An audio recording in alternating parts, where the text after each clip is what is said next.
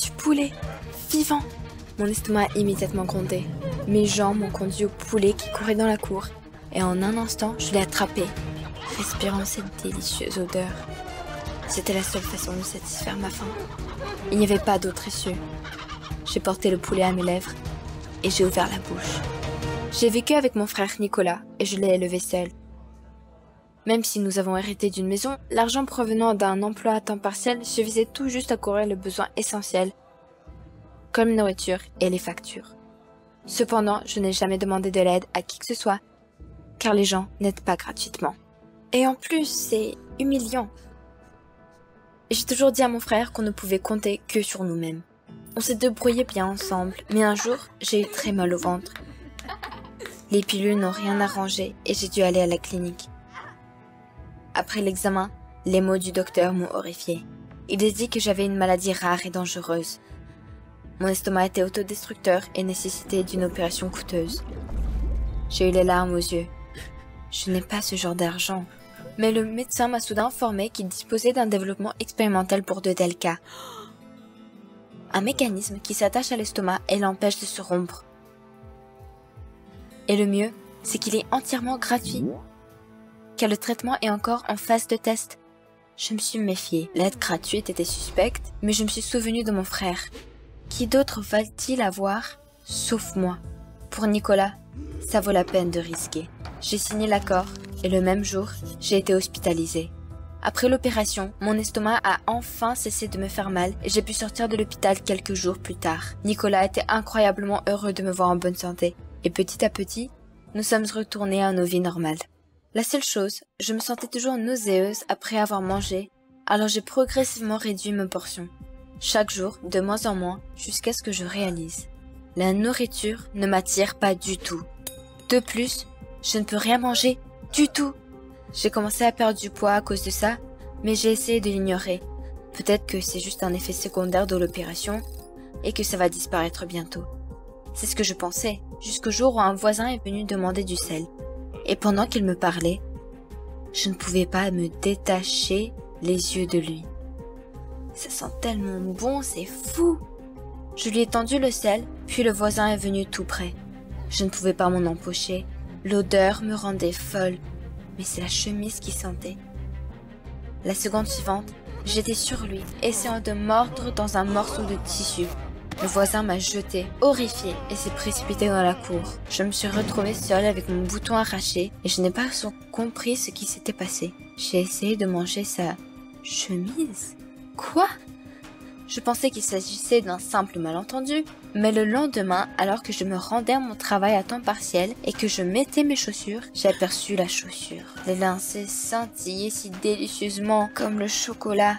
Mon estomac a gargouillé plus fort, et c'est là que ma tête a explosé. J'ai retiré la ficelle et l'ai engloutie avec gourmandise. Et puis ma faim s'est calmée. Je me suis figée de terreur. C'était quoi ce boucan? Au lieu d'aller travailler à mon emploi à temps partiel, je suis immédiatement retournée à la clinique. Je leur ai décrit mes symptômes. Mais la réceptionniste m'a gentiment répondu que c'était un effet secondaire de l'opération. Ça va disparaître bientôt. J'ai pris le bus pour rentrer chez moi et les paroles des médecins m'ont fait me sentir mieux. Je souhaite que cet effet disparaisse rapidement. J'étais tellement absorbée par mes pensées que je n'ai même pas remarqué que je me suis mise à mordiller la cravate de l'homme assis à côté de moi. Ce n'est que lorsqu'il m'a crié rageusement d'arrêter que j'ai repris mes et j'étais complètement confuse. À partir de ce moment-là, la faim est devenue de plus en plus forte. Mon estomac grondait, je ne pouvais plus rien manger de normal. Je ne pouvais même pas soulever mon sac à cause de l'épuisement. Nicolas a vu que quelque chose n'allait pas chez moi et était très inquiet. Mais je l'ai rassuré et lui ai dit que cet effet secondaire allait bientôt passer. Un jour, Nicolas faisait ses devoirs. Mais quand il est allé chercher de l'eau, j'ai soudain regardé son cahier de devoirs et l'encre sur le papier semblait si délicieuse. Comme une folle, je me suis jetée sur les cahiers et les mis dans ma joue-bouche. J'ai mâché feuille après feuille. Juste à ce moment-là, Nicolas est revenu avec un verre d'eau. Il s'est figé en état de choc et m'a demandé ce que je faisais. J'ai recraché le reste du cahier et j'ai immédiatement plaisanté en disant qu'il était dégoûté de ses devoirs et que je lui avais seulement rendu service en les mangeant. Mon frère a ri et j'ai expiré doucement. Le lendemain matin, je me suis réveillée totalement épuisée et je suis allée me laver le visage. Mais lorsque j'ai pressé le dentifrice sur ma brosse, Je réalisais qu'elle avait aussi une odeur terriblement attirante. C'était comme si on m'avait retiré la chaîne. J'ai résolument pressé tout le tube de dentifrice dans ma bouche. Mais ce n'était pas suffisant, et j'ai mangé le tube lui-même. La faim a immédiatement disparu, et je me suis sentie mieux. J'avais faim et la faim ne voulait pas se calmer. J'ai donc acheté un lot de lacets dans le magasin le plus proche et je les ai mangés comme des spaghettis avec du papier, du tissu et des emballages. Et ma friandise préférée était le sandwich à la sciure de bois recouvert d'une tranche de savon. Et la salade d'emballage, c'est juste divin. Miraculeusement, j'ai réussi à cacher mon régime à Nicolas. Et devant lui, je faisais semblant de manger de la nourriture normale avec lui.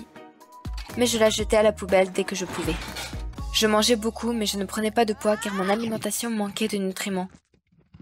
Au bout d'une semaine, je suis devenue très mince. Les choses me pendaient. J'avais besoin de nourriture normale. Un jour, je suis allée travailler à temps partiel à la campagne et soudain, j'ai senti une odeur de poulet dans le jardin de quelqu'un. Un poulet vivant. Je me rappelle même pas m'être faufilée et l'avoir pris. J'avais tellement faim.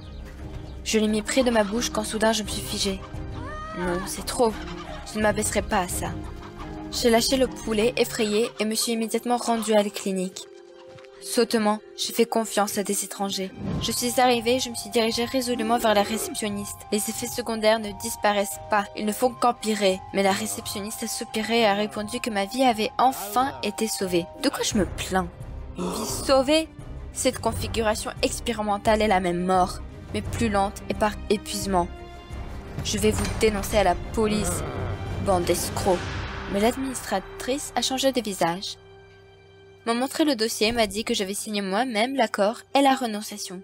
Donc, que tout était légal. Et personne ne voulait même écouter au poste de police. Je me suis retournée déçue, je suis sortie dans le hall. C'était vraiment la fin.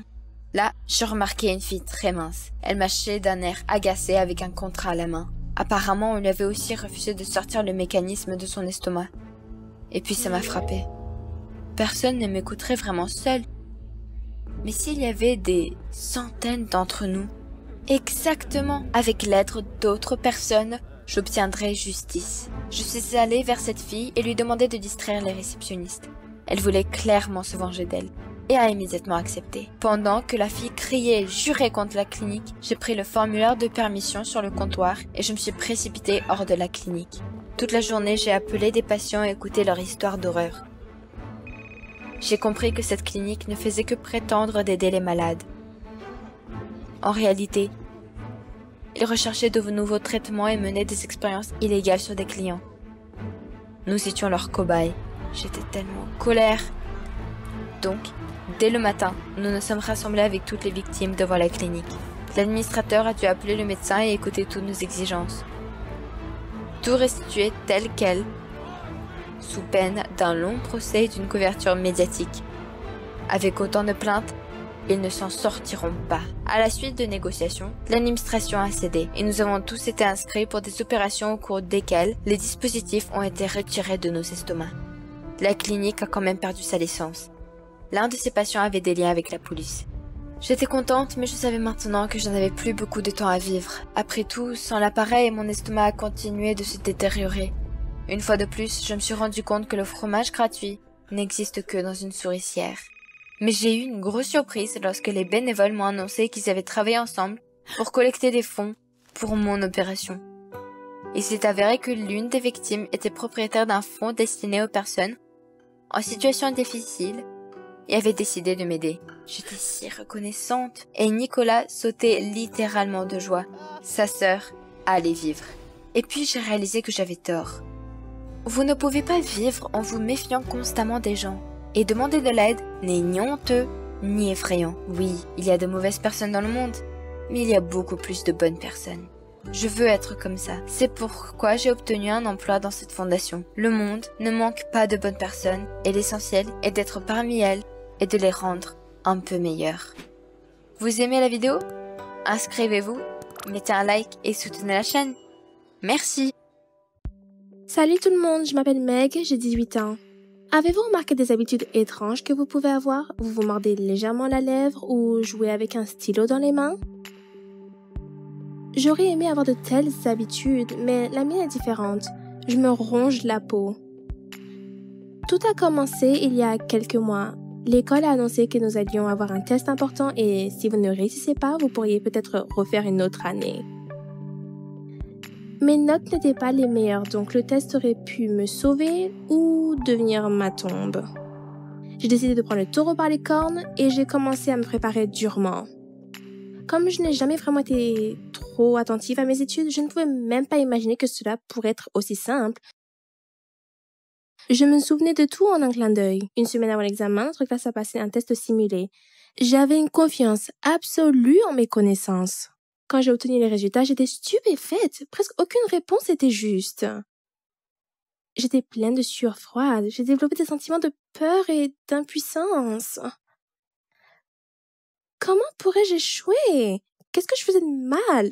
Je me suis pas suffisamment préparée? Il ne restait qu'une semaine. J'ai fait le plein de collations, de chocolat et de boissons énergisantes et je me suis enfermée dans la chambre pour commencer à étudier. Vous souvenez-vous comment vous vous prépariez pour le test le plus important de votre vie? Comment vous sentiez-vous? Quelles astuces avez-vous utilisées pour réussir et mieux mémoriser le cours? Vous avez triché? Cette fois, même tricher semblait être une excellente idée. Mais tout était différent cette fois-ci. Je tremblais constamment. Je ne pouvais penser à rien d'autre qu'à la façon dont je pourrais échouer au test et devoir rester dans la même classe. Comment pourrais-je le dire à mes parents? Mes copains? Tout à coup, j'ai eu un goût de fer dans ma bouche. Je ne pouvais pas comprendre pourquoi au début. Puis, j'ai réalisé que lorsque mes nerfs se sont emparés de moi, j'ai commencé à mordre les cuticules autour de mes ongles. Oh mon Dieu, je les ai rongés jusqu'au sang. Après avoir soigné mes blessures, j'ai regardé de plus près et j'ai vu qu'elles étaient très profondes. On pouvait presque voir de la chair. Mais à ce moment, je suis soudainement devenue calme. Quelque chose que je n'ai pas ressenti depuis un moment. J'ai continué à étudier. J'ai clôturé ma journée sur une note positive après avoir passé un test d'essai et réussi. Tout s'est répété le lendemain. Quand je lisais certains des documents dont j'avais besoin et que je n'arrivais pas à les comprendre, les relisant encore et encore comme une maniaque, je sentais le goût du fer dans ma bouche. Cette fois, j'ai décidé de ne pas faire attention et de me laisser ronger tout ce que je voulais. Et le tour est joué! J'ai pu apprendre mes trucs. Un autre doigt a payé le prix. Mais peu importe, ce n'était pas un prix si élevé pour ma tranquillité d'esprit. Les 2 derniers jours se sont déroulés comme suit. Études, tests, mastication des doigts. Le jour du test est arrivé. J'ai pris ma place, j'ai jeté un coup d'œil aux questions du test et j'ai eu une réalisation terrible. Je ne me souvenais d'aucune réponse. J'étais paniquée, mais j'étais figée et je ne pouvais pas bouger un membre en même temps. La peur et la haine envers moi-même m'ont submergée à ce moment-là. Et juste comme ça, je me suis calmée. J'ai senti quelque chose de chaud dans ma bouche et le goût du métal à nouveau. J'ai commencé à ranger des doigts à peine guéris. Et vous savez quoi? J'ai réussi le test et obtenu le pourcentage le plus élevé. Mes parents étaient si fiers de mon triomphe. Ce fut une grande surprise pour eux. Mon père plaisantait que j'aurais peut-être faire une demande à Harvard. Vous êtes-vous déjà senti triomphant dans votre vie? Je l'ai ressenti à ce moment-là. Au cours de mes 18 ans, je n'ai jamais été autant félicitée. C'était incroyable, je ne peux pas le nier. Les amis à l'école sont devenus si respectueux que j'avais un objectif et j'ai parfaitement réussi. Mais j'étais la seule à connaître le prix que j'ai payé pour ça. Tous mes doigts étaient rongés jusqu'aux os. Je pouvais à peine tenir des ustensiles en mangeant sans les laisser tomber de la douleur que j'avais. Mais cela en valait la peine. Un mois s'est écoulé. J'ai continué d'aller à l'école, il n'y avait plus de stress de test et j'approchais mon diplôme avec un cœur léger. Le moment est venu pour le dernier examen à l'école. C'était plus une blague, c'était impossible de ne pas réussir et ça n'avait pas d'importance pour ma classe non plus. Un morceau de gâteau, je pensais. Je ne devais même pas me préparer. Cette nuit-là, quand je suis rentrée chez moi et j'ai ouvert mon ordinateur, j'étais submergée par les mêmes sentiments de peur et de désespoir. Je pouvais presque entendre une voix dans ma tête qui ne cessait de me dire « Tu ne passeras pas, tu vas échouer ». J'étais effrayée, j'avais cette folle peur d'échouer, et tout d'un coup, cela s'est arrêté. J'ai senti quelque chose de chaud et le goût du métal dans ma bouche. Je mordais la peau de mon doigt. Mon corps me disait de me préparer pour le test. Suis-je une otage? J'ai commencé à étudier, mais j'ai essayé de garder mon sang-froid. J'ai bu du thé apaisant, trouvé une technique de respiration rythmique de relaxation en ligne, et même essayez de méditer. Que faites-vous pour vous calmer lorsque vous êtes stressé? Avez-vous une méthode phare pour gérer l'anxiété? N'oubliez pas de laisser vos commentaires pour cette vidéo. À la fin de la journée, je n'avais plus d'anxiété. Ce fut un succès? Avais-je l'impression d'avoir trouvé une défense contre cette habitude? On dirait que je n'avais plus à me ranger jusqu'aux os. Je pense que je vais réussir ce foutu test. Et encore une fois, j'ai eu de l'anxiété en pensant à tout cela. J'essaie de respirer profondément pour me calmer, mais en vain. J'ai alors regardé mes doigts qui avaient l'air terribles. Ils étaient couverts de blessures et de morsures fraîches. Mais je n'avais pas le choix. J'ai commencé à mordre compulsivement des cuticules inexistantes. J'ai continué à mordre de petits morceaux de ma propre chair tout en léchant le sang qui s'accumulait. Et encore une fois, ça m'a aidé. Là, c'était le remède à ma peur et ma dépression nerveuse. Il était temps de l'admettre. Il ne me restait qu'un peu de temps avant le test. J'ai donc décidé de réfléchir correctement et d'avoir une approche raisonnable de la situation. Il me restait 1 semaine avant le test, c'est-à-dire 7 doigts. J'en ai laissé 3 sur ma main droite pour pouvoir tenir un stylo. J'ai abrégé les jours de la semaine sur le reste de mes doigts. 1 doigt par jour. C'était un bon début. J'ai commencé à étudier sans même laisser mon doigt sortir de ma bouche. Pendant quelques heures consécutives, j'ai rongé et sucé le pouce de ma main gauche afin de ne pas le perdre. À la fin de la journée, terrifiée, j'ai sorti mon doigt de la bouche et je l'ai regardé. C'était un spectacle hideux. J'avais honte de cet appendice ratatiné de couleur bleue que je ne pouvais même pas bouger. Ça ne me dégoûtait pas cependant. J'essayais de lutter contre mon problème aussi dur que possible. Il me restait que 6 jours, et alors ce serait fini. J'ai passé le reste des jours de la même manière. Tout s'est déroulé selon le plan, si vous pouvez l'exprimer ainsi. 1 doigt par jour. Mais 2 jours avant le test, j'ai retrouvé mon anxiété. Mais pourquoi? Je mordis mon doigt juste 7 secondes. L'anxiété que je n'avais pas depuis 5 jours est revenue tout de suite. Je suis de nouveau prise dans le tourbillon de la peur. Je ne peux pas laisser ça arriver, je dois m'en sortir. J'ai rongé le reste des doigts. Quand cela n'a pas suffi, je suis retournée à ceux déjà rongés. Le sang coulait de mes mains. Mon t-shirt, mon pantalon, mes cahiers et mes livres, tout était rouge. Je ne me souviens pas que ma peur ait disparu. Je me souviens juste que j'avais soif. Il y avait du jus d'orange dans le frigo. J'ai besoin de jus. Je me suis levée et comme un zombie, incapable de marcher droit, je suis descendue dans la cuisine. J'ai ouvert le frigo et j'ai avalé le jus. Dire que mes parents étaient dans la cuisine à ce moment-là, ils ont été choqués. Mais ils n'ont rien dit. Je ne les ai pas remarqués, ni la trace de sang qui était derrière moi. Puis tout est devenu sombre. Je me suis évanouie. Quand je me suis réveillée sur un lit d'hôpital, on m'a dit que j'avais perdu connaissance à cause de la perte de sang. Eh bien, cela semblait à peu près juste. Je me suis mise dans cet état terrible. Pendant que j'étais à l'hôpital, je n'arrêtais pas de penser à ce qui s'était passé. Je parais que je ressemblais à un imbécile. Mes doigts me faisaient mal, mais ce serait une leçon. Les médecins ont dit que dès que l'intraveineuse serait terminée, je serais libérée. Mais ensuite, mes parents sont venus avec un autre médecin. Ils m'ont dit que j'étais envoyée dans un service psychiatrique pour un traitement. Vous êtes sérieux? Je vais bien. J'ai un test qui arrive bientôt. Vous ne pouvez pas me faire ça, hein? J'ai essayé de les repousser, mais les infirmiers m'ont rapidement retenu. Quelques mois de traitement et de rééducation ont suivi. Ce n'est qu'après avoir terminé le traitement que j'ai réalisé ce que je me faisais et à quel point je me comportais bizarrement. Je suppose que le stress affecte chaque personne différemment. Pour me calmer, je me rongeais mes doigts. Quelqu'un pourrait simplement claquer des doigts ou taper du pied.